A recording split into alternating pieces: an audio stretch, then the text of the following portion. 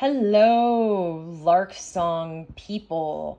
I am happy to introduce you to this next and new week's topic, the Ghazal.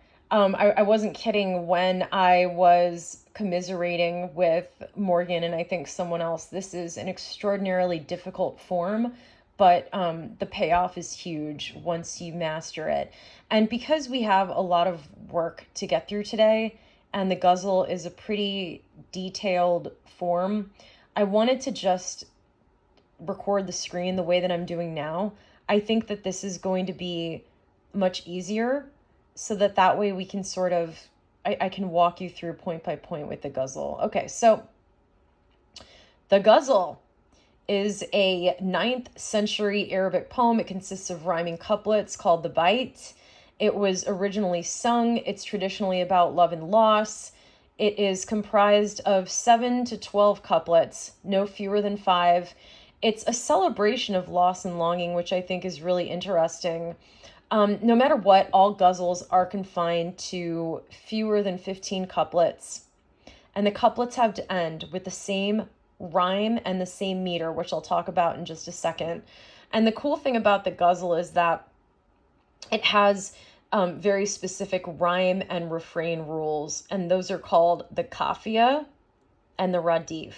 So the kafia is the rhyme scheme that is repeated throughout the second line of every couplet. First, you're going to see it set up in the first couplet of both lines, which I'll show you in a second. And then after that, the rhyme repeats with an N word, the radif, right next to it. And so I'll show you guys that. So there's the rhyming pattern that goes AA in that first couplet. And then from there, the rhyme is BA, CA, DA, and so forth. And a cool thing about the ghazal is that disunity is really central to this form. And so it gives you a chance to break out of sort of a very westernized narrative mindset, which is such that we think very narratively. So you get to break out of that. Each couplet, it can be abstractly linked, but generally speaking, each one should stand 100% on its own. And I found that there's a lot of different really fun ways that I personally do this. You can create that kind of disunity in each couplet through chanting, through repetition, through monologues, especially through like a madman or a mad woman or a mad person's monologue, rants, songs, fragments, and even haikus. I just thought of that now just because haikus are fragmented and haikus are also known for their disunity. So why couldn't haikus also be ghazals provided that they follow these rules? To give you an example, I did a ghazal titled Dreadlocked Man Overheard on the corner of 27th and Vine Street, I think is the title. And what I found really easy to do is that kind of a madman ranting lent itself perfectly to that disunity. And it also gave me a chance to just like say a lot of insanely crazy things, to have twists and turns for each couplet. And I had a really, really good time with that. So for example, he would say things like, I'm waiting for thermometers to turn gold up in the sky. Trump is a highlighter man who squeaks through passages of lies. And I use my penis as a pogo stick, or something like that. And so you can use that disunity in that sense to your advantage. So remember that. They were meant to be sung, and you'll understand why when you see the way that the refrain, that rhyme, and that end couplet, which consistently uses that that end rhymed refrain and that word throughout each one.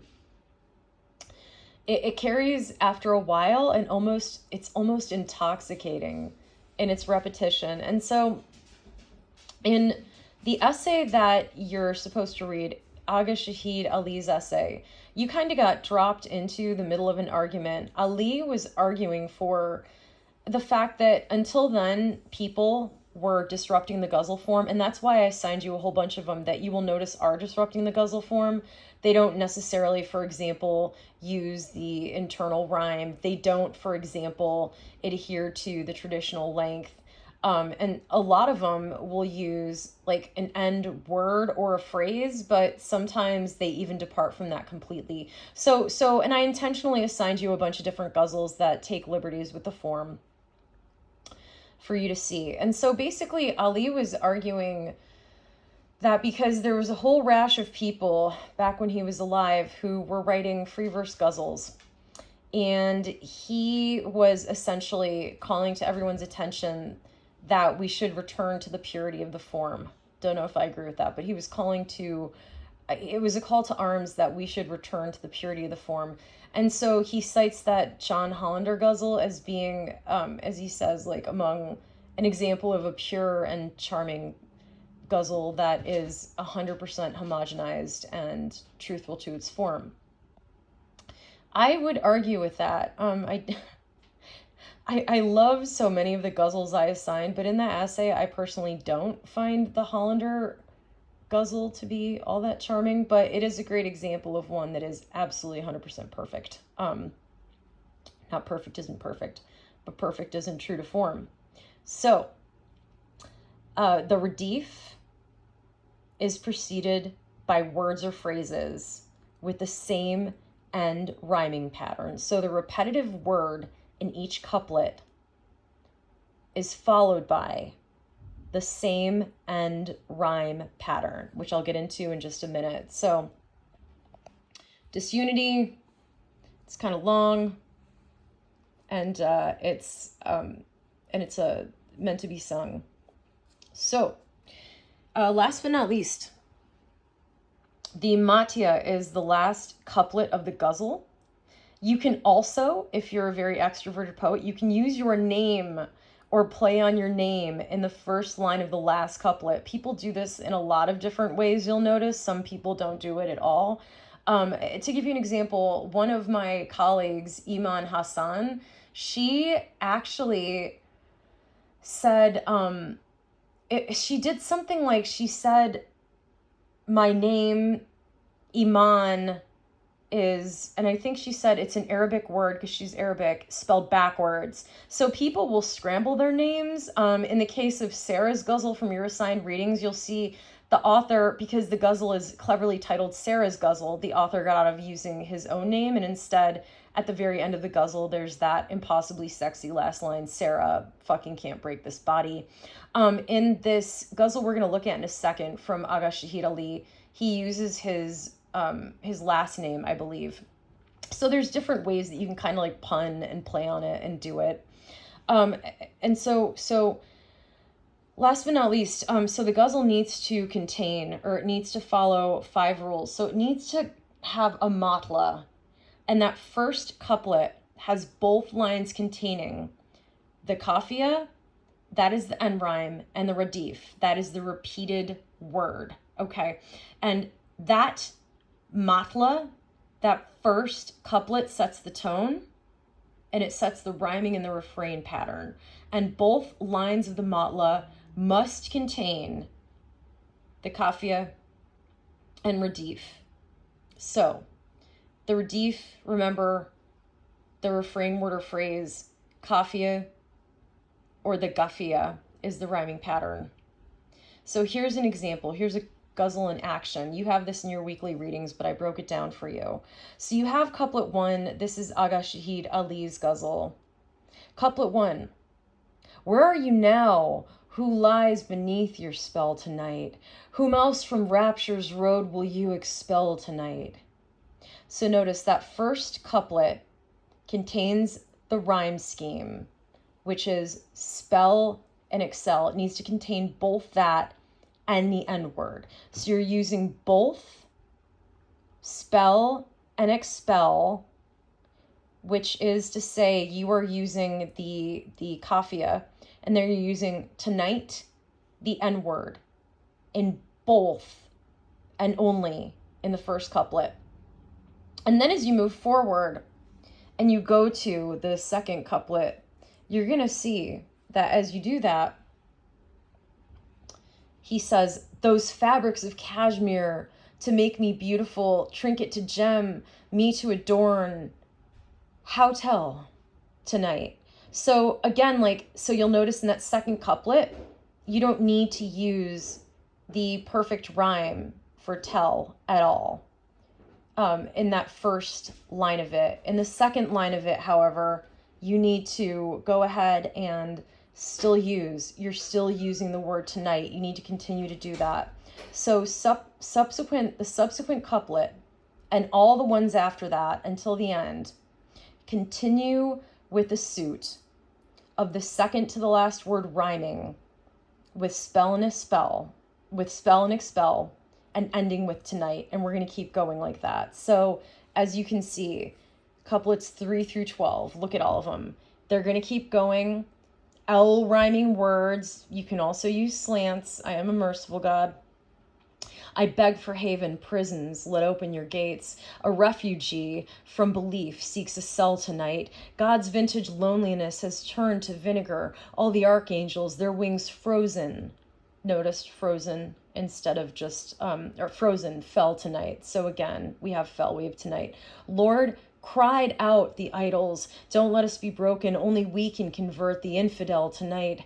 Mungai's ceilings, let your mirrored convexities multiply me at once under your spell tonight. He's freed from fire, from ice and pity for heaven. He's left open for God the doors of hell tonight. In the heart's vain temple, all statues have been smashed. No priest in saffrons left to toll its knell tonight. God, limit these punishments. There's still judgment day. I'm a mere sinner. I'm no infidel tonight. So those are all the way, as he keeps going, you'll notice, until the last line, he's using the kafia and the redir. But then we get to the last couplet. You still do that, except in this case, he chose to put his name in there. So here's the poet's name in the first line of the last couplet. And I, Shahid, only am escaped to tell thee, God sobs in my arms. Call me Ishmael tonight. And so you've also got the very end rhyme, or forgive me, the repeated refrain, which comes back here, tell, and then Ishmael. And then in the first line of that final couplet, you can use your name, but if you don't want to do that, you don't have to either. So not an easy form. It's a lot of rules. I think that you guys will be absolute troopers at this. I do think, as with anything, it takes time and practice. You will see, like I said, different examples of the form in itself. But if you can just kind of hang on to those rules and look through the readings and be gentle with yourself, I think that, I think that you're going to be really, really wonderful at this.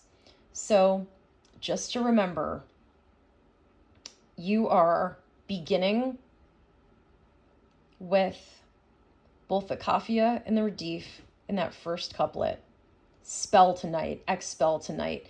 Doesn't come back until the last. You can use your name in the last. You want to keep it in the restricted length. And you're using that word that rhyme, aside from in the first couplet.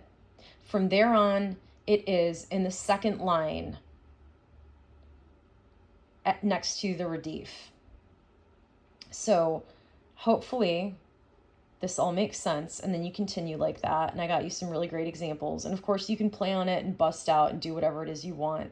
But I wish you guys a wonderful week of work. I think this is really exciting, and I look forward to seeing your Ghazals. Thank you for everything.